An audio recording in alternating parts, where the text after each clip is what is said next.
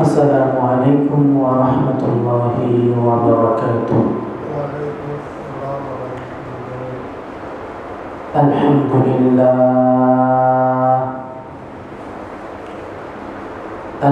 لله نحمده ونستعينه ونستغفره ونؤمن به ونتوكل عليه ونعوذ بالله من شرور أنفسنا ومن سيئات أعمالنا. من يهده الله فلا مضل له ومن يضلله فلا هادي له. وأشهد أن لا إله إلا الله وحده لا شريك له. وأشهد أن سيدنا ومولانا محمدا عبده ورسوله الذي نزل الفرقان عليه ليكون للعالمين نذيرا وداعيا إلى الله بإذنه وسراجا منيرا. أما بعد فقد قال الله سبحانه وتعالى في كلامه المجيد والفرقانه الحميد. أعوذ بالله من الشيطان الرجيم. بسم الله الرحمن الرحيم. ومن الناس من يشتري لهو الحديث ليضل عن سبيل الله بغير علم ويتخذها هزوا أولئك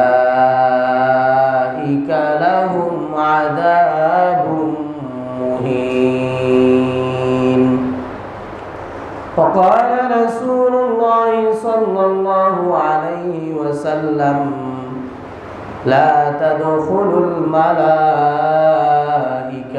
بيتا فيه كلب ولا تصاوير أو كما قال النبي عليه الصلاة والسلام. إن الله وملائكته يصلون على النبي يا أيها الذين آمنوا صلوا عليه وسلموا تسليما.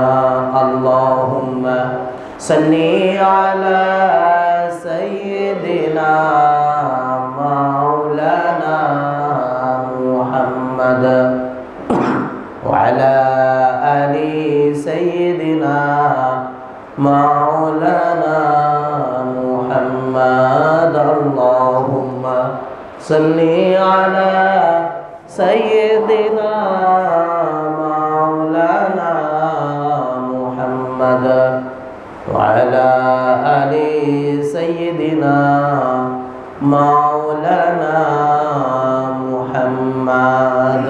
بلغ العلا بكماله كشف الدجى بجماله حسنت جميع خصاله صلوا عليه وآله. بلغ العلا بكماله كشف الدجى بزمانه حسنت جميع خصاله صلوا عليه وآله আলহামদুলিল্লাহ। মহান আল্লাহ পাক রব্বুল আলামিনের দরবারে অসংখ্য অগণিত শুকরিয়া আদায় করছি, যিনি আমাদেরকে হায়াত দিয়ে বাঁচিয়ে রেখেছেন এবং আজকের এই পবিত্র জুমার দিনে আল্লাহ রব্বুল আলামিন আমাদেরকে জুমার নামাজ আদায়ের জন্য জামে মসজিদে একত্রিত হওয়ার তৌফিক দান করেছেন। আর পাশাপাশি কোরআন ও হাদিস থেকে কিছু কথা বলার ও শোনার সুযোগ করে দিয়েছেন, তৌফিক দিয়েছেন। এজন্য আমরা মহান আল্লাহর দরবারে কালিমাতে শুকর আদায় করছি, আলহামদুলিল্লাহ। আজকে আমরা আলোচনা করব ছবি তোলা, ছবি অঙ্কন করা, মানুষের বা কোনো জীবজন্তুর ছবি অঙ্কন করা, প্রতিকৃতি তৈরি করা, ভাস্কর্য তৈরি করা, মানুষের অবয়ব তৈরি করা বা কোনো জীবজন্তুর অবয়ব, শরীর, চিত্র আঁকা, যে কোনো কিছু দিয়ে। আর পাশাপাশি ভিডিও করা, যে কোনো ধরনের ভিডিও, নাচ গানের ভিডিও বা অন্য কোনো ধর্মীয় অনুষ্ঠানের ভিডিও বা ওয়াজ মাহফিলের ভিডিও, এগুলোর ব্যাপারে কোরআন এবং হাদিসের আলোকে মাসআলা মাসাইল জায়েজ কি না জায়েজ এগুলো নিয়ে আলোচনা করব ইনশাআল্লাহ। যেই কথাগুলো বলা হবে আল্লাহ রাব্বুল আলামিন আমাদের সবাইকে কথাগুলো মনোযোগ দিয়ে শুনে সেই মোতাবেক চলার তৌফিক দান করেন, সবাই বলি আমিন। আল্লাহ রাব্বুল আলামিন আমাদের উপর যেই ধর্ম, আমাদেরকে যেই ধর্ম দিয়েছেন ইসলাম ধর্ম, এই ধর্মের আগে অনেকগুলো ধর্মই আল্লাহ তাআলা এই দুনিয়াতে নাজিল করেছেন, পাঠিয়েছেন। ধর্ম এবং ধর্মীয় গ্রন্থ দিয়েছেন, নবী রাসূলগণ পাঠাইছেন। আর এই যত নবী রাসূল আল্লাহ পাঠাইছেন, ১৬ লক্ষ পয়গাম্বর এবং আসমানি কিতাবগুলো, এগুলো পাঠানোর পিছনে, নাজিল করার পিছনে একটা লক্ষ্য উদ্দেশ্য, সেটা হচ্ছে মানুষেরা আল্লাহর ইবাদত করবে, পথগুলা মানুষগুলো আল্লাহমুখী হবে, আল্লাহকে চিনবে। আল্লাহর বান্দারা আল্লাহকে চিনে আল্লাহ সন্তুষ্টি অর্জন করে আল্লাহ দেয়া জান্নাতে যাবে, সুবহানাল্লাহ। আর যত ধর্মই আল্লাহ পাঠাইছেন, কোন নবী রাসূলকে আল্লাহ এটা বলেননি যে আপনি যে নবী হয়েছেন, আপনি যে রাসূল হয়েছেন, আপনার ধর্ম নিয়ে, আপনার নবুয়তি নিয়ে আপনি চুপ করে বসে থাকেন, আল্লাহ এটা বলেননি। সবাইকে আল্লাহ দায়িত্ব দিয়ে বলেছেন মানুষের ধারে ধারে যাও, মানুষের কাছে কাছে যাও, মানুষকে গিয়ে ধর্মের কথা বলো। অর্থাৎ আমরা যখন ধর্মীয় কোনো বিষয় জানবো, আমি জানি অথবা আপনি জানেন বা অন্য কেউ জানে, জানার পরে আমাদের কাজ কি? এটাকে পেটের ভিতরে, বুকের ভিতরে চেপে রাখা কাজ না, এটা অন্যকে বলতে হবে। কি করতে হবে? আরেকজনকে বলতে হবে। আমি একটা সঠিক কথা জানি, ইসলামের বিধান, একটা মাসআলা জানি বা একটা সমস্যার সমাধান আমি জানি, আমার সামনে মানুষেরা পথ বলা হয়ে যাচ্ছে না জানার কারণে, বা মানুষেরা বিভিন্ন ধরনের সমস্যা পড়তেছে, এটা সলিউশন, এটা সমাধান আমার কাছে আছে। তাহলে যিনি জানেন, সেই জাননেওয়ালা ব্যক্তির জন্য, জ্ঞানীর জন্য চুপ করে থাকা জায়েজ নাই। জ্ঞানীর জন্য কি থাকা জায়েজ নাই? চুপ করে থাকুন যাইতো না।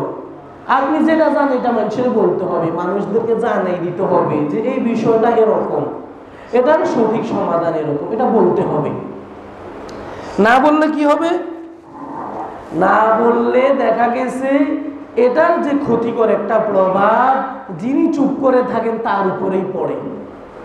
যেমন আমরা একটা হাদিস দেখতে পাই, আল্লাহ রাব্বুল আলামিন হযরতে জিবরাইল আমিন আলাইহিস সালামকে বললেন, জিবরাইল অমুক অঞ্চলটা উলট পালট করে দাও, ওদেরকে ধ্বংস করে দাও, জমিন উল্টাইয়া এদেরকে মেরে ফেলো। জিবরাইল আলাইহিস সালাতু ওয়াস সালাম ওই জায়গায় গেলেন, যাওয়ার পরে দেখলেন ওখানে আল্লাহর একজন বড় ওলি আছে, বুজুর্গ ব্যক্তি। তিনি সর্বদা আল্লাহর ইবাদত করতেছেন, আল্লাহ জিকির করতেছেন, আল্লাহকে স্মরণ করতেছেন, কিছু সময়ের জন্য তিনি ক্ষান্ত নেই, চুপ করে থাকেন না। জিবরাইল আলাইহিস সালাতু ওয়াস সালাম আল্লাহর কাছে ফিরে গিয়ে বললেন যে ইয়া বারি তাআলা, ও আল্লাহ, যে জায়গা যে এলাকাটাকে আপনি উল্টায় দিতে বলছেন, ধ্বংস করে দিতে বলছেন, ওখানে তো আপনার একজন ওলি আছে, আপনার একজন ভালো খাঁটি বান্দা আছে, তো তাকে তাই সে থাকা সত্ত্বেও কি ওই এলাকাটা উলট পালট করে দেব? আল্লাহ বলেন তাকে সহ আগে তাকে ডুবাইয়া মারো, নাউজুবিল্লাহ মিন যালিক। কারণ কি? কারণ আল্লাহ বললেন যে সে এখানে উপস্থিত, সে জানে কোনটা ভালো কোনটা মন্দ, জানার পরেও আমার অন্যান্য বান্দারা অশ্লীল কাজ করতেছে, গুনাহের কাজ করতেছে, নির্লজ্জ কাজ করতেছে, হারাম কাজ করতেছে, আমার নাফরমানি করতেছে, সে জানার পরও তাদেরকে তো বাধা দিচ্ছেই না, কিছু সময়ের জন্য তার মুখটা মলিনও হচ্ছে না। সে যে একটা মানুষের খারাপ কাজ করতেছে এটা দেখে তার মনে অনুভূতিও নাই, এই চিন্তাও নাই যে এই কাজটা খারাপ। তাহলে দেখা গেছে এই কারণে তার নিজের উপরে আযাবটা আসতেছে। আল্লাহ বলছেন সে কিন্তু গুনাহ করেনি, গুনাহ দেখেও সে চুপ করে থাকছে, এজন্য তাকে বলছে ধরা দেওয়ার জন্য। তো এজন্য আমরা ইসলামের বিষয়ে, ধর্মীয় বিষয়ে প্রথম কথা হচ্ছে সঠিকভাবে জানতে হবে। প্রথম কি করতে হবে? সঠিক পিওর জিনিস যেটা সেটা জানতে হবে। এই বিষয়টা সত্য কিনা এটা জানতে হবে, এই বিষয়ে সমাধান কি জানতে হবে, ধর্মীয় বিষয়ে সঠিক তথ্য জানতে হবে, অর্থাৎ ধর্মটাকে ভালোভাবে জানতে হবে। এখন দেখা গেছে আমরা ধর্ম ভালোভাবে জানি না, হ্যাঁ জানলেও ভুল জানি, ভুল যেটা সঠিক না, অনেক কিছুই আছে। আমরা ওই আগের দিনের হুজুরা বলতেছে, আগের দিন ময় মুরব্বীরা বলছে, হুজুরদের কথা তো আমরা তেমন গুরুত্ব অনেকে দেইও না। ময় মুরব্বী কি বলছে, আগের দিনের বুড়া বুড়ি কি বলছে, সেটুকারে আমরা ধরে রাখি। হ্যাঁ, আমাদের ময় মুরব্বীরা যেটা বলছে ঠিক আছে, ময় মুরব্বীদের কথা আমরা মেনে নিব, যেটা কোরআন হাদিস অনুযায়ী হয়। কিছু কথা আছে বেদাত, মানে কুসংস্কার, কোরআনেও নাই হাদিসেও নাই, বানানো কথা, যেটা হচ্ছে ওই অন্যান্য মানুষদের, ভিন্ন ধর্মী লোকদের থাকার কারণে তাদের কালচার আমাদের ভিতরে ঢুকে যায়, হিন্দুয়ানি সংস্কৃতি, বিধর্মীদের সংস্কৃতি, এগুলা থেকে আমরা অনেক সময় বলে ফেলি। এজন্য আমাদেরকে প্রথম কথা হচ্ছে ধর্মীয় বিষয় সঠিক কথা জানতে হবে, ভালোভাবে জানতে হবে, তারপরে আমরা একটা বিষয় কথা বলবো। আল্লাহ তাআলা আমাদেরকে বোঝার তৌফিক দান করে, সবাই বলি আমিন। আজকে আমরা আলোচনা করব ইসলামের দৃষ্টিতে মানুষের ছবি তোলা, ছবি অঙ্কন করার বিধান কি। প্রথম কথা হচ্ছে জরুরত বশত, প্রয়োজনে তাকিদে ছবি তোলা জায়েজ আছে। প্রয়োজনে তাকিদে ছবি তোলা কি আছে? জায়েজ আছে। আপনি ভোটার আইডি করবেন, হ্যাঁ, এর জন্য ছবি আছে, এর জন্য আপনাকে ছবি তুলতে হবে, তাহলে এটা আপনাকে শরীয়ত অনুমোদন দিয়েছে, না জায়েজ বা হারাম নয়। জরুরতের ক্ষেত্রে আল্লাহ তাআলা বান্দাকে ছাড় দিয়েছে, যখন বান্দা নিরুপায় হয়ে যায়, জামা কাপড় আছে, জামা কাপড় পরিধান করে এসেই মসজিদে নামাজ পড়বেন। জামা কাপড় থাকা সত্ত্বেও উদাম শরীরে, অর্থাৎ শরীরে জামা না রেখে শুধু লুঙ্গি একটা পরে মসজিদে আসা কোনোভাবেই জায়েজ হবে না। হ্যাঁ, আপনার নামাজটা হয়ে যাবে, এটা হচ্ছে সুন্নতের খেলাফ। আপনি শুধু সতরটাই ঢেকে রাখলেন, কিন্তু আপনার শরীরটা উদাম রাখছেন। আমাদের নবীজি কখনো উদাম থাকতেন না, আমাদের নবীজি কখনো তিনি উদাম থাকতেন না, শরীরটা খুলে রাখতেন না। আপনার যদি জামা কাপড় থাকে মসজিদে আসবেন, সেভাবে জামা কাপড় পরিধান করে আসবেন। যদি না থাকে, যেভাবে আছে সেভাবে পড়তে পারবেন, একটা লুঙ্গি পরেও পড়তে পারবেন, লুঙ্গি নাই শুধু গামছা পেঁচাইও নামাজ পড়তে পারবেন। সুবহানাল্লাহ। ইসলাম আমাদেরকে সেই ছাড় দিয়েছে, সুযোগ দিয়েছে। প্রয়োজনের তাগিদে আপনি ছবি তুলবেন, প্রয়োজন নাই অহেতুক ছবি তোলাও জায়েজ নাই। বেদরকারি ছবি তোলা কি নাই? জায়েজ নাই। এরপরে হচ্ছে ছবি তুলে ঘরে লটকিয়ে রাখা, জীবিত হোক মৃত হোক, এটা জায়েজ নাই। ছবি তুলে কি করে রাখা? কাগজে দিয়ে অথবা অন্য কোনো মাধ্যমে, হ্যাঁ, ছবিটাকে প্রতিকৃতি ঘরে লটকাইয়ে রাখা। মৃত ব্যক্তির ছবি তো রাখা জায়েজই নেই, মৃত ব্যক্তির ছবি রাখা কোনোভাবেই জায়েজ নাই, কারণ এই লোকটাকে তো আল্লাহ নিয়েই গেছেন, এ তো আর দুনিয়াতে নাই। একে আল্লাহ রাখার কোনো ইচ্ছাও করে না, এই জন্য তার হায়াত চলে গেছে, দুনিয়াতে সে নাই। অতএব তাকে শুধু শুধু রেখে ছবিটা টাঙিয়ে রেখে লটকিয়ে রেখে ফুল দিয়ে, অনেক আছে ফুল দিয়ে রাখে, পীর সাহেবরে খুব ভক্ত করি, কথা বুঝছেন নি, অমুক পীর সাহেব, অমুক খাজা বাবা, হ্যাঁ দেখা গেছে মুরিদান কি করে, তার ছবিটাকে লটকাইয়া রাখে, ফুল দিয়ে রাখে, আবার আগরবাতিও জ্বলায়, কথা বুঝছেন নি। আমি নিজে দেখছি, আমি নিজ চোখে দেখছি, এই জন্য বলতেছি এরকম অনেকে করে। এগুলো ইসলামের শরীয়তের দৃষ্টিতে জায়েজ নাই। এটা হচ্ছে ছবি তোলা। আপনার দেখা গেছে ছাত্রছাত্রীরা যারা পড়ালেখা করে রেজিস্ট্রেশন করার জন্য, ফর্ম ফিল আপ করার ক্ষেত্রে, ভর্তির ক্ষেত্রে, তখন তাদেরকে ছবি তুলতে হয়, কথা বুঝছেন। এরপরে বিদেশ যাওয়ার ক্ষেত্রে, ভিসা পাসপোর্টের ক্ষেত্রে, এগুলা কাগজপত্র রেডি করার জন্য দেখা গেছে ছবি তুলতে হয়, কথা বুঝছেন তো। তো এটা হচ্ছে রাষ্ট্রীয় নিয়ম, দেশীয় নিয়ম। এটা যেহেতু করতেই হবে, আপনাকে শরীয়ত অনুমোদন দিয়েছে, ছবি প্রয়োজনে তাগিদে তোলা জায়েজ আছে। প্রয়োজনে তাগিদে ছবি তোলা কি আছে? জায়েজ আছে, প্রয়োজনে তুলতে পারবেন, অপ্রয়োজনে তোলা যাবে না, অপ্রয়োজনে কোনো কিছুই করা যাবে না। প্রয়োজনে একটা গাছ কেটেও ফেলতে পারবেন, পুড়িয়ে ফেলতে পারবেন, গাছ কেটে ছিঁড়াইয়া তারপরে ফার্নিচারও বানাইবেন, প্রয়োজন নাই গাছের পাতাও চিরন যাইতো না, কথা বুঝছেন নি। প্রয়োজন আছে একটা পশুরে আপনি জবাই করে খেতে পারবেন, অপ্রয়োজনে পশুর গাছ আঘাতও করা যাইতো না, কথা বুঝছেন নি। ইসলামটা বুঝতে হবে। এখন আমরা ইসলাম কিন্তু ভালোভাবে বুঝি না, না বুঝি অনেক সময় কথা বলি। এটা হচ্ছে ছবি তোলার ক্ষেত্রে। এবার আসি ছবি আঁকা, ছবি অঙ্কন করার বিষয়টা কি। ছবি কোনো জীবজন্তুর ছবি, প্রাণীর ছবি বা মানুষের ছবি অঙ্কন করা, আঁকা, ড্রয়িং করা, পুতুলি দিয়ে, কালি দিয়ে, রং দিয়ে আঁকা, এটাও জায়েজ নাই। এমন কোন বস্তুর ছবি অঙ্কন করা জায়েজ নাই যেটার প্রাণ আছে, যার কি আছে? প্রাণ আছে, রূহ আছে, আত্মা আছে। এমন ধরনের জীব জন্তু পশু এগুলার ছবি তোলা জায়েজ নাই। তো কিসের ছবি আঁকা যাবে বা আঁকা যাবে, ড্রয়িং করা যাবে? গাছপালা, তরুলতা, উদ্ভিদ, এক কথা হচ্ছে যে যেগুলো জড় পদার্থ, এমন বস্তু যেগুলোর প্রাণ নাই, যেমন আপনি গাছ আঁকেন, গাছের ছবি অঙ্কন করেন, কোনো সমস্যা নাই। এরপরে ঘর বাড়ি অঙ্কন করেন, কোনো সমস্যা নাই। ফসল আদি, ফল, হ্যাঁ, বিভিন্ন ধরনের আসবাবপত্র ছবি অঙ্কন করেন, কোনো সমস্যা নেই। কিন্তু কোনো জীবজন্তু বা মানুষের ছবি অঙ্কন করা জায়েজ নাই। এমনকি এইগুলো ছবি ঘরে রাখাও যাবে না। কোনো জীবজন্তুর ছবি ঘরে কি করা যাবে না? রাখা যাবে না। কাগজের ছবি হোক, অথবা কাপড় দিয়ে বানাইছে পুতুল, অথবা প্লাস্টিক দিয়ে বানাইছে পুতুল, বা কাঠ দিয়ে বানাইছে, বা সিমেন্ট দিয়ে বানাইছে, বানায় না এরকম। মানুষেরা মেলা থেকে কিনে আনে, কাঠের ঘোড়া কিনে আনে, কাঠের বিভিন্ন ধরনের বস্তুগুলা, অর্থাৎ যেই কোনো জন্তুর আনুক, যেই জিনিস দিয়ে বানানো হোক, বাস্তব যদি সেটা না হয় তাহলে এই বস্তুটা ঘরে রাখা জায়েজ হবে না, কথা বুঝছেন তো। বাস্তবটা কি? বাস্তব হচ্ছে যেটাতে রূহ আছে।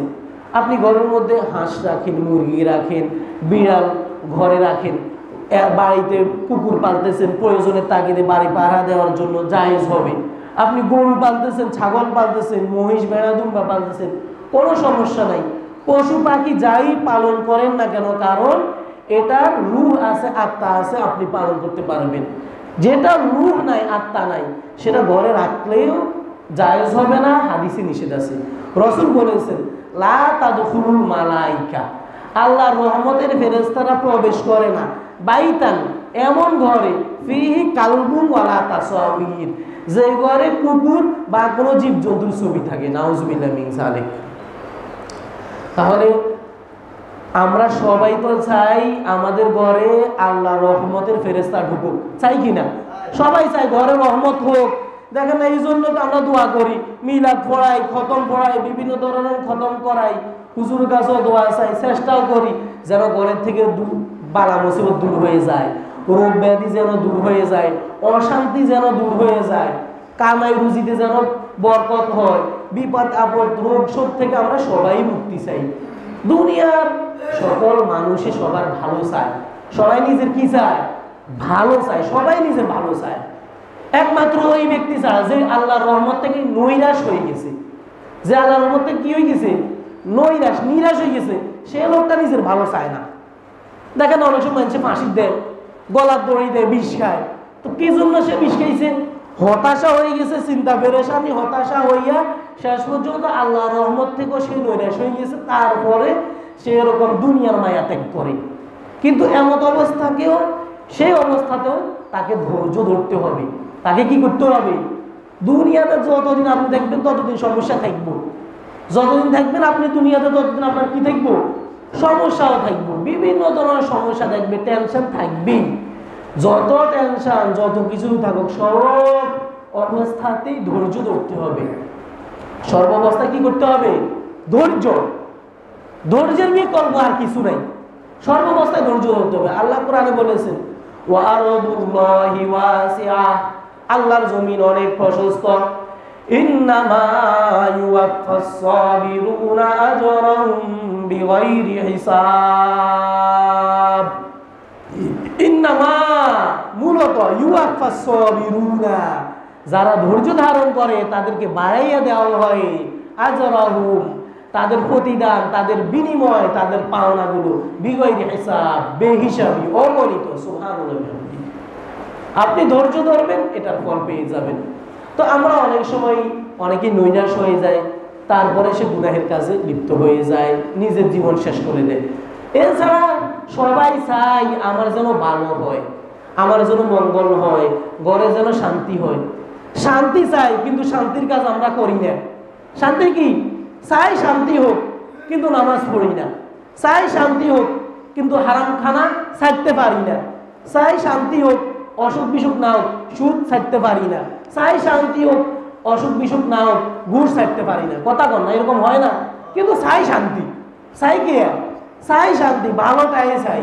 তো ভালো চাইতে হইলে যিনি ভালো দেওয়ার মালিক তার কথা মতো চলতে হইব না? তার কথা মতো চলতে হইব। শান্তির মালিক তো আল্লাহ। শান্তি দিবার মালিক কে? শান্তি দিবার মালিক আল্লাহ। আপনি হাজার চেষ্টা করবেন, কথা বুঝছেন নি, আপনি শান্তি এনতেন পাইতেন না যদি না আল্লাহ আপনারা শান্তি না দেয়। আপনি অনেক চেষ্টা করবেন ঘুমানোর জন্য, আল্লাহ যদি দয়া করে আপনার চোখে শান্তির ঘুম যদি না দেয়, তাহলে আপনি শান্তি এনতে পারতেন না কোনো সময়। এই জন্য শান্তির মালিক আল্লাহ, শান্তি পাওয়ার মতো কাজও করতে হবে। তো যেটা বলতেছিলাম, এই হাদিসের আলোকে রাসূল বলেছেন, যেই ঘরে মানুষের ছবি, মানুষের মূর্তি, অনেক সময় ফলাফাইন রাখে, বিভিন্ন ধরনের কার্টুনের মতো মানুষের ছবি, ফুতুল টুতুল আনি ঘরে রাখে, সাজাই রাখে। কথা বুঝছেন নি? অনেকে রাখে কাপড়ে বানাই না ফুতুল, ছোট ফলাফাইন দে কানা থামাই বেলায় ফুতুল দেয়, ছোট ফলাফাইনে কানা থামাই বেলা কি দেয়, ফুতুল দেয়, কাপড়ে বানাই নিয়ে, প্লাস্টিকে বানাই নিয়ে, কথা লাইট টাইট লাগাই দেয়। কথা বুঝছেন নি? বিভিন্ন ধরনের, যেগুলো আপনারা জানেন, আমার থেকে আরো ভালো জানেন। তো এগুলা সবগুলো না যায় যে এবং হারাম, সবগুলো এগুলো কি, যে বানাইছে সেও গুনার কাজ করলো, সে ফুতুলগুলা বানাইছে গুনাহের কাজ করলো, আর যারা নিয়ে আনছে ঘরে সেও গুনাহের কাজ করলো, সে গুনার কাজে সাহায্য করলো। আপনি দোকানদার থেকে এই পুতুলগুলা, ডলগুলা, মূর্তিগুলা কেনার কারণে সে উৎসাহ পাইছে কাজগুলা করতে। আপনি যদি এগুলা না কিনতেন, সে দেখতো যে আর কেউ তো কিনে না, এগুলা সাপ্লাই বন্ধ করে দিত, বানানোটা সে বন্ধ করে দিত। আমরা তো অনেক কিছুই বয়কট করি। যদি মুসলমানদের উপর কেউ আঘাত করে, আক্রমণ করে, আমরা তাদের পণ্যগুলা বয়কট করি। কিন্তু বয়কট করে লাভ হইব কি?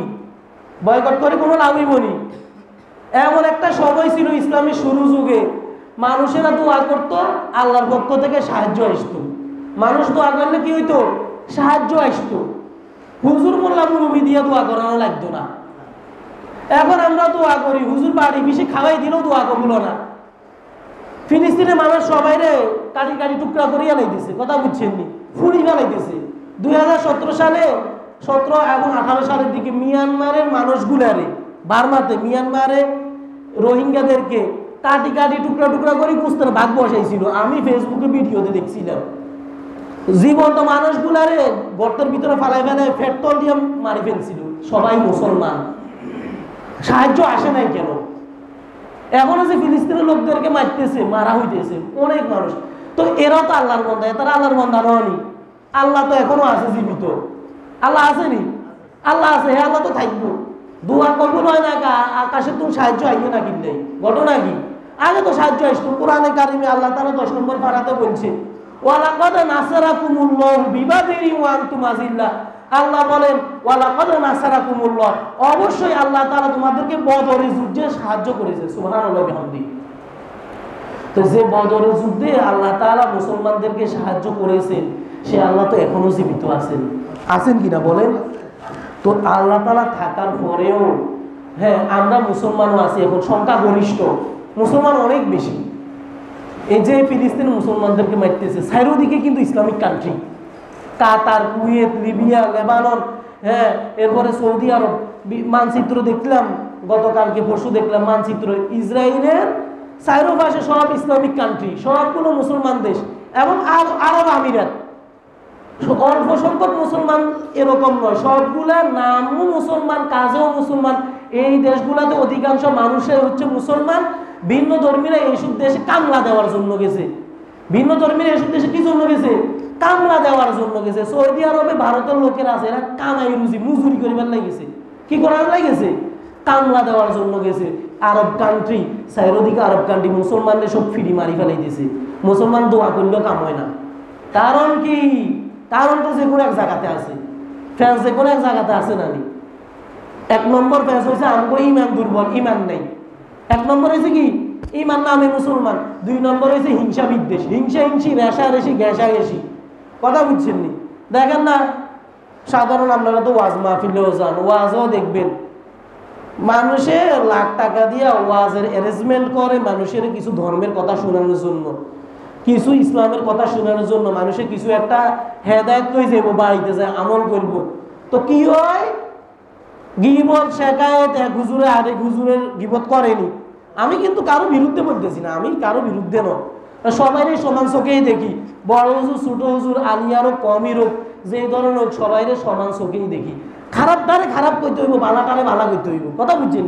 সাদারে সাদা করতে হইব, কালারে কালা করতে হইব। ধর্মান্ধ হইলে হইতো না, কালা চশমা লাগা রেখলে হইতো না। আমি একটা দল করি, এটা না আমার দলের লোক অন্যায় করলে যে কইতাম না, এমন কোনো বিষয় নয়। তো কি হয়? হিংসা বিদ্বেষের কারণে দেখা গেছে মানুষের ভালো কিছু লই যেতে পারে না। রাতভর ওয়াজ শুনে, হ্যাঁ অনেক লাখ টাকা দিয়ে অ্যারেঞ্জমেন্ট করি, কিছু হয় না, ভালো কিছু শিখিয়েও যেতে পারে না। হিংসা হিংসি বিদ্বেষ। তদ্রুপ অন্যান্য দেশও এরকম। আশপাশের দেশগুলোতে মুসলমান ফিডি মারিয়ে না, অন্য মুসলমানেরা অন্য মুসলমান দেশগুলো চুপ করে রয়েছে, নিন্দাও জানায় না যে আমগো দেশের অন্য দেশের মুসলমানেরা, আমগো মুসলমান ভাই, তাদেরকে তোমরা কেন মারতেছো? আরব দেশগুলার, ইসলামিক কান্ট্রিগুলার যারা রাজা, বাদশাহ, প্রেসিডেন্ট, প্রধানমন্ত্রী আছে, এরা নীরব ভূমিকা পালন করতে চুপ করিয়ে আছে। কারণ কি? যদি আমরা কিছু বলি তাহলে এরা বেজার হইব, ইহুদি খ্রিস্টানরা রাগ করব। আরে মুসলমান করে আল্লাহ যে ধন সম্পদ দিয়েছে, এগুলা মুসলমানের দেশগুলাতে তো আমদানি রপ্তানি করলে তো তারা লাখো কোটি কোটিপতি হয়ে যাইব। সুবহানাল্লাহ। ইসরায়েল দরকার নাই, ইহুদি খ্রিস্টানের দরকার নাই। তো ইসলামিক রাষ্ট্রগুলার পণ্যগুলা ইসলামিক রাষ্ট্রগুলাতে পাঠাইব, হ্যাঁ রপ্তানি করব, পাঠাইব। এরপর আবার ইসলামী রাষ্ট্র পণ্যগুলো ইসলামী রাষ্ট্রগুলোতে আনবো, আমদানি করব। বেচা কিনার মাধ্যমে তারাই তো স্বাবলম্বী হয়ে যাব। কি দরকার ইহুদি খ্রিস্টান, কি দরকার বিধর্মী? কথা বুঝছেন? তো মুসলমান নির্যাতিত হওয়ার পিছনে একটা কারণ হচ্ছে ইমানের দুর্বলতা, দ্বিতীয় আরেকটা কারণ হচ্ছে হিংসা বিদ্বেষ। এই কারণে মুসলমানের এরকম পরিণতি। তো যেটা বলতেছি না, শান্তি চাই আমরা, কিন্তু শান্তির কাজ করি না। রাসূল বলেছেন হাদিসের মধ্যে, যে ঘরে কোনো মূর্তি রাখা হয়, যে কোনো ধরনের ছবি, মূর্তি, পুতুল, ভাস্কর্য, এই ঘরে আল্লাহর রহমতের ফেরেশতা ঢুকে না। নাউজুবিল্লাহ মিন যালিক। এবং এগুলো বানানো জায়েজ নাই। দেখবেন অনেক শপিং মলে, কাপড়ের দোকানে পুতুল দাঁড় করায় রাখে কিনা, একটা মানুষের ছবি, মূর্তি, ডল প্লাস্টিকের বানায় রাখে, সাজুগুজু করে রাখে, জামা কাপড় পরাইয়াও রাখে। তো এটাও একটা মূর্তি সমতুল্য। এটাও কি মূর্তি সমতুল্য? যেটা দিয়ে বানাক, মূর্তি তো মূর্তি। শুধু কি মাটি দিয়ে বানাইলে মূর্তি হয়নি, শুধু কি সিমেন্ট বালু দিয়ে বানাইলে কি মূর্তি হয়নি? এটাও তো প্লাস্টিকের মূর্তি, এটাও নাজায়েজ, হারাম। রাসূলুল্লাহ সাল্লাল্লাহু আলাইহি ওয়াসাল্লাম হাদিসে পাকের মাঝে বলেছেন, আল্লাহ তাআলা আমাকে দুনিয়াতে পাঠাইছেন মূর্তি ভাঙার জন্য। আল্লাহ তাআলা আমাকে দুনিয়াতে পাঠাইছেন অশ্লীল, অশালীন, এমন ধরনের বাদ্যযন্ত্র যেগুলো মানুষদেরকে গুনাহের কাজের দিকে নিয়ে যায়, এগুলো ভাঙার জন্য আল্লাহ আমারে দুনিয়াতে পাঠাইছেন। মূর্তি রাখার জন্য আল্লাহ তাআলা আমাকে দুনিয়াতে পাঠাননি। যেমন নাকি কোরআনে কারিমে আল্লাহ বলেছেন, وَمِنَ النَّاسِ مَن يَشْتَرِي لَهْوَ الْحَدِيثِ لِيُضِلَّ عَن سَبِيلِ اللَّهِ بِغَيْرِ عِلْمٍ। আল্লাহ রাব্বুল আলামিন বলেন وَمِنَ النَّاسِ, আর মানুষদের মধ্য থেকে এমন কিছু মানুষ আছে মাই ইয়াশতারি, যারা কিনে নিয়ে আসে, যারা কিনে এবং বিক্রি করে, বেচা কিনা করে, লাহওয়াল হাদিথি, এমন বস্তু, বাদ্য বস্তু, কথার বস্তু, এমন ধরনের বস্তু, লিউদিল্লা আন সাবিলিল্লাহি, যেটা মানুষদেরকে আল্লাহর পথ থেকে সরাইয়া নেয়, এমন ধরনের বস্তু যেটা হোক চাই, গান হোক, বাজনা হোক, গান বাজনার ভিডিও তো মানুষেরা করে না, এগুলা সবগুলা না জায়েজ, হারাম, সবগুলা কি না জায়েজ, হারাম। মনে রাখবেন, ভালো কাজের উপকরণও ভালো, ভালো কাজের উপকরণ কি ভালো, মন্দ কাজের উপকরণও মন্দ, খারাপ কাজের উপকরণও খারাপ। মূর্তি বানানো, এটাতে যত রকমের সাহায্য সহযোগিতা, বেচা কিনা যা আছে সবই খারাপ। নাচ গান, নাচ গানের যত সরঞ্জাম আছে, এটাতে সহযোগী যত কাজগুলো আছে সবগুলা হারাম। আর ভালো যেটা, এটা যত উপকরণ আছে সবগুলা ভালো।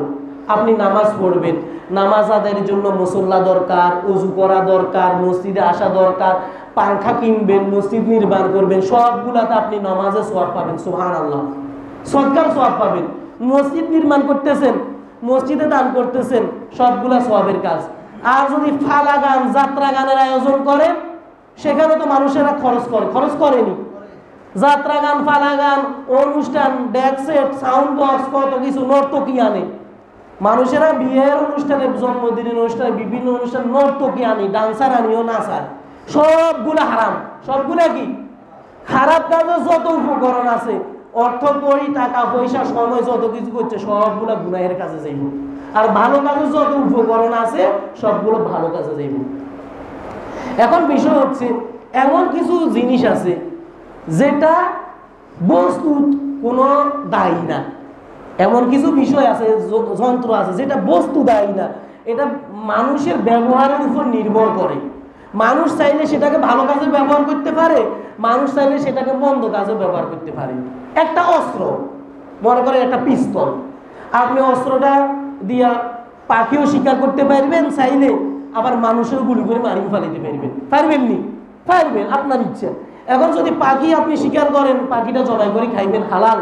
আর যদি মানুষকে যদি গুলি করেন, তাহলে আপনার গুনাহ হইব। কথা বুঝছেন? হারাম কাজ করলেন, রাষ্ট্রীয়ভাবে অন্যায় করলেন, পুলিশ আসে আপনাকে ধরে নিয়ে যাইবে।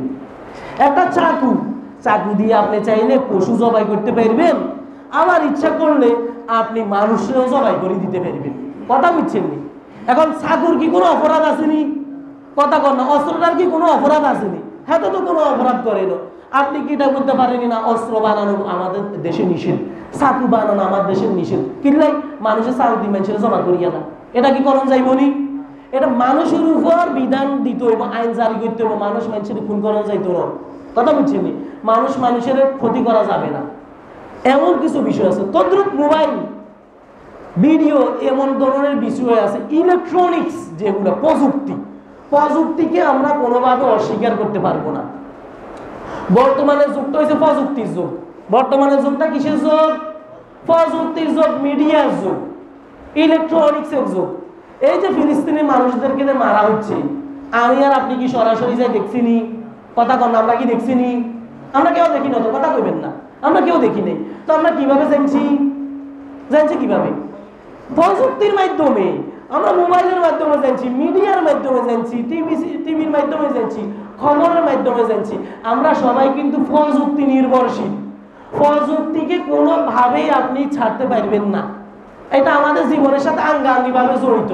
আপনি কবেন যে না, আমি প্রযুক্তি ছাড়া থাকতে পারো, তো থাকতে পারবেন কিভাবে? এখন কি আর সিডি যুগ আসেনি?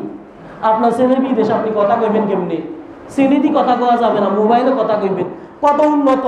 আপনি ভিডিও কলে, আপনার ছেলে হয়েছে আমেরিকা, আপনি বাংলাদেশে থাকি, ছেলের সাথে, বউয়ের সাথে ভিডিও কলে কথা বলতেছেন। কথা বুঝছেন? এই বিষয়গুলোকে কোনোভাবে খারাপ চোখে দেখা যাবে না। এগুলো বান্দার ব্যক্তিগত উপর নির্ভরশীল। কেউ যদি মোবাইল দিয়ে খারাপ কাজ করে তাহলে সেটা তার খারাপ।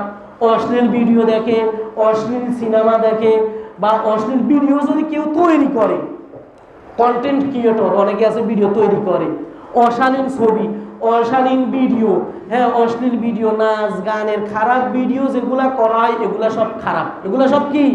সব খারাপ। গুনাহের কাজের ভিডিও করাটাও গুনাহ, গুনাহের কাজের আলোচনা করলেও গুনাহ হয়, গুনার কামের আলোচনা করলে কি হয়? এটাও গুনাহ হয়। একজনে পায়খানা করে দিছে, আপনি যদি পায়খানায় গিয়ে ছাড়ান তাহলে আরো গন্ধ বাড়িব, তাহলে আর কি হইব? দুর্গন্ধ বাড়িব। আপনার কাজ হচ্ছে এগুলো ঢাকি দেওয়া, সালি হোক মাড়ি হোক যেরকমই হোক, খেরকুটা দিয়ে এগুলো ঢাকি দেখতে হইব। তো গুনাহের কাজের প্রচার করলে আরো গুনাহ আরো বাড়ে, মানুষের আরো সুযোগ হয় বেশি, কয় হাতে এটা করছে, উদ্বুদ্ধ হয়। আমরা মানুষে হয়েছি এরকম, খারাপ কিছু দেখলে এটা থেকে খারাপ শিখে। টিভি, সিনেমা, নাটক, কথা বুঝছেননি, যত ধরনের এগুলা ভিডিও আছে এগুলা থেকে মানুষ ভালো থেকেও খারাপ বেশি শিখে। কেমনে চুরি করতে হয়, কেমনে পকেট মারি দিতে হয়, কেমনে ফরকিয়া প্রেম করতে হয়, কেমনে আরেকজনের বরে ভাগাই লই যেতে হয়, টিভি সিনেমাতে এগুলাতে, নাটকে, ছবিতে এগুলা শিখে। কথা কর না, এগুলা শিখে, ভালো কিছু শিখাইতো না। কিভাবে মানুষের সাথে প্রতারণা করা যাবে, মানুষের কিভাবে ক্ষতি করা যাবে, সেগুলো এগুলাতে শিখায়। অতএব এগুলো করা যাবে না, এগুলো খারাপ। এবার আসি শেষ কথা, সেটা হচ্ছে ইসলামিক ভিডিও, ওয়াজ মাহফিল, কোরআন তেলাওয়াত, গজল, হামদ, নাত, এগুলোর ভিডিও করা যাবে কিনা, এগুলো ভিডিও করা জায়েজ কিনা, এগুলো ভিডিও করা জায়েজ। ওয়াজের ভিডিও যদি কেউ করে জায়েজ। আল্লাহ রাসূল বলছেন বাল্লিগু আন্নি ওয়ালাউ আইয়া, আমার পক্ষ থেকে একটা কথা হইলে মানুষের কাছে পৌঁছাইয়া দাও। যেমন ধরেন আমি আমার এই আলোচনাটা ভিডিও করতেছি, আপনারা যারা এখানে আছেন আপনারা তো শুনতেছেন আলহামদুলিল্লাহ। কয়জন আছেন? 30-35 জন। এটা যদি মিডিয়াতে দেই আরো মানুষ দেখলো, আমার ফেসবুকে যারা আছে তারা দেখলো। যদি গ্রুপে দিই, গ্রুপে যত হাজার মানুষ আছে সব মানুষ দেখবো। যারা যুবক ভাইয়েরা আছে তারা ভালো বুঝবে, আমিও যুবক মানুষ, আমরা বর্তমান জেনারেশনের মানুষ, আমরা প্রযুক্তির যুগের মানুষ, প্রযুক্তির যুগের ছেলেরা। যারা বড় বৃদ্ধ আছেন, বৃদ্ধরা, তারা কইবেন যে এটা আমার কেমনে সম্ভব। হ্যাঁ, আপনারা এটা মনে করতেই পারেন, কথা বুঝছেননি। তো কেউ যদি ওয়াজের ভিডিও করে এটা জায়েজ আছে। তিনি ওয়াজটা করলেন, আরো মানুষ দেখলো। বর্তমানে ভারত, বাংলাদেশ, পাকিস্তান, আরব আমিরাতের যত আলেম ওলামা আছে তাদের ভিডিওগুলো আমাদের সামনে আসে কিনা আমরা দেখি। বিভিন্ন বিষয়ে তারা কি কথাগুলো বলে। এই যে সৌদি আরবে ইমাম সাহেবরা নামাজ আদায় করে, নামাজ পড়ায়, হজের ভিডিও, এগুলো আমরা দেখি।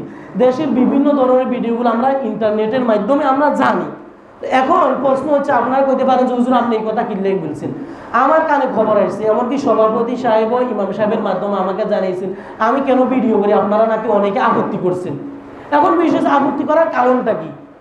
এটা তো এরকম নয় যে আমি শুধু মোবাইলের দিকে তাকাই আছি, আপনাদের দিকে ফলো করতেছি না, এমন না। আমি তো আপনাদের দিকে তাকাইয়েই কথা বলতেছি।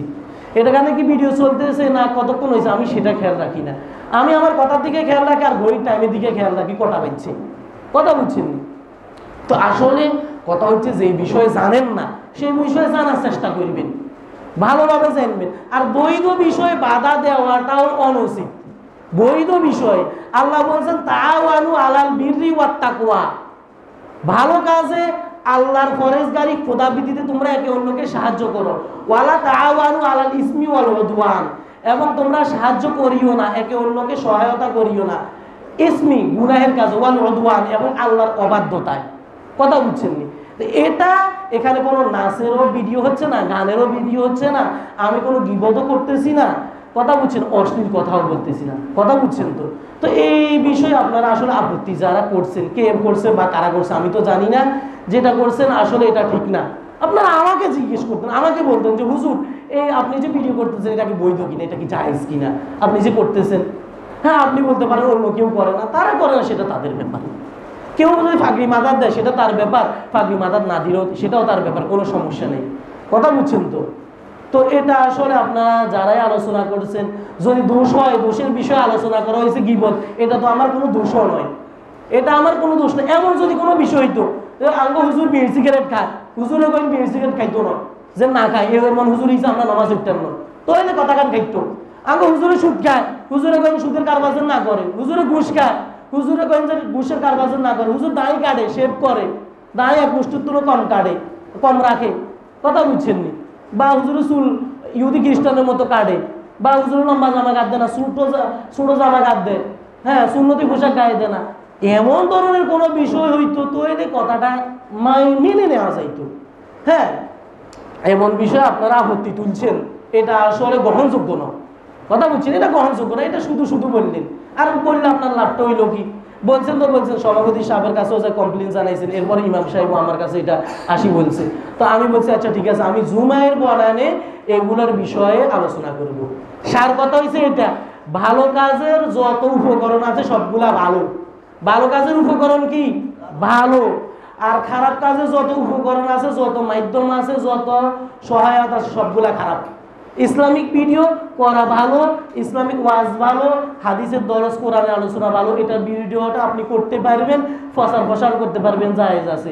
অনেক আলেম ওলামারা করতেছে, কেউ যদি না করে সেটা তার ব্যক্তিগত ব্যাপার, তিনি করতে চাচ্ছেন না, সেটা তার নিজস্ব ব্যাপার। আর খারাপ যত কাজ আছে, গান বাজনা, সিনেমা, অশ্লীলতা, সেগুলো খারাপ, কারণ সেগুলোর কারণে মানুষের খারাপের দিকে উদ্বুদ্ধ হয়। কথা বুঝছেন নি? কথা এটা হয়েছে 5 মিনিট আপনাদের জন্য আমি বাড়াই বলছি, নয়তো আমি 25-22 সাথে সাথে নামি যেতেন। কথা বুঝছেন নি? এই জন্য আমি 5 মিনিট একটু বাড়তি কথা বলছি। আপনারা কেউ রাগ করিয়েন না আমার কথায়। আমি 1 বছর পর্যন্ত আপনাদের মসজিদে নামাজ পড়াইতেছি, জুমার আলোচনা করতেছি। আমি বিষয়ভিত্তিক আলোচনাটা করার জন্যই চেষ্টা করি। কথা বুঝছেন নি? কারো গীবত, কারো শাকায়েত, গল্প গুজব, ইয়াতুন কথা কদ্দুর, হিয়াতুন কথা কদ্দুর, কই কই আধা ঘন্টা সময় কাটাই দিব, আমি এরকম মানুষ না। যতটুকু সম্ভব কোরআন এবং হাদিসের আলোকে আমি আধা ঘন্টা যতক্ষণ আলোচনা করি, চেষ্টা করি। কথা বুঝছেন নি? কেউ আমার কথায় মনে কষ্ট নিয়েন না। কেউ যদি মনে কষ্ট নিয়েও থাকেন কোনো আলোচনার কারণে, কারণ আমি কারো মনে আঘাত দিয়ে কথা বলি না, চেষ্টাও করি না। কারো খোঁচামারি কথা বলার কি দরকার? ভালোভাবে কথা বলুন। কেউ আমার কথা যদি মনে কষ্ট নিয়ে থাকেন, আল্লাহর রাস্তায় আমার মাফ করে দিয়েন, আর সমালোচনা করিয়েন না। আমার পিছনে নামাজ পড়তে ভালো লাগলে কইবেন হুজুর আমি নিচে নামাজ পড়ুন, ভালো না লাগলে তো ডাইরেক্ট হার করে দিবেন। কথা বুঝছেন নি? আলোচনা সমালোচনা হিসেবে গিবত করার কোনো দরকার নেই। আমনেও বালা, আমিও বালা, আই আর হতে আছি, আপনারা আন্নেগো হতে আছেন। কথা বুঝছেন নি? তো অতএব সমালোচনা করিয়েন না, খারাপ লাগে, খুব খারাপ লাগে। আমি কেমন লাগে 2 কথা কইও না, বেজালও করি না। আপনারা যারা আর এলাকাতে আছেন, অনেকে আছে আমাকে হে এলাকা আছেন, আমি কিরকম ছিলেন এটা আমরা ভালো করি জানেন। আড্ডা ফাড্ডা মানুষের লোক গল্প গুজব একটু কমাই করি, আমি আমার মতো থাকার চেষ্টা করি। কথা বুঝছেন? কারণ কেমন লোকে থাকলে দেখছে 1 কথা 2 কথা 3 কথা হয়, একটু আইন ঠেলা ঠেলি, মন মালিন্যতা হয়ে যায়। তো সবাই ভালো থাকবেন, সবার সুস্থতা কামনা করে আজকের আলোচনা এখানেই শেষ করলাম। ওয়া আখিরু দাওয়ানা আলহামদুলিল্লাহি রাব্বিল আলামিন। আসসালামু আলাইকুম ওয়া রাহমাতুল্লাহ। যাদের সুন্নাত পড়া হয় নাই তারা সুন্নাত পড়ে নিন।